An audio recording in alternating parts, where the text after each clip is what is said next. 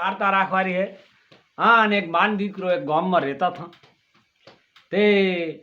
એક સમાજોગ એવો આવ્યો ને એને દીકરે કીધું કે મારે હારે જ આવું છે। એની માએ કીધું કે લે બેટા વાટમાં તું પૂછો થઈશ અને મો રૂપિયો હાલત વાટીને ખાધે। તે આગળ હેડતા હેડતા હેડતા ખાસો હેડ્યો અને એક મોટો પથ્થરો આવ્યો। એને યાદ આવ્યું કે મારી માએ કીધું હતું કે રૂપિયો વાટીને ખાધે અને હવે આ રૂપિયો વાટીને ફૂંકે એટલે રૂપિયો પથરા ઉપર ઘડી ના તો સાટે। એવા જ મેળમાં એક કોક પટેલ કનેથી બફોરો લઈને છેતરી જતો હશે અને એના હાથમાંથી ઝેહની ભરેલી મોટી ગાગેડી અને આણે ભાડ્યું કે મારે બેટા આ શું કરાય રૂપિયો ઘડે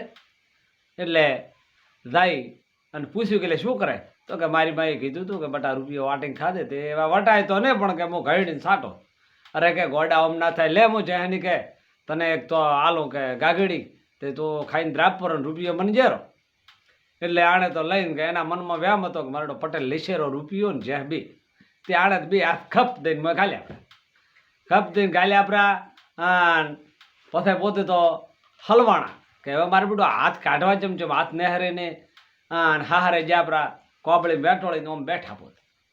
સોના મોના એટલે એના હાહરિયા કે એના હાળા એની હાળીઓ બધા કે અરે બનવી ખાવા ખોપરું ના મારે તો વરત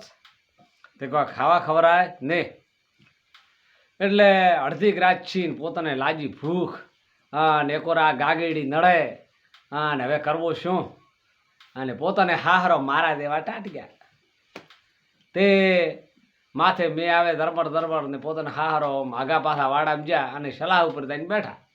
અને માથે ધરમર ધરમર ધરમર સોટા ટાટ ઉપર પીડ્યા ને ટાટ દળસી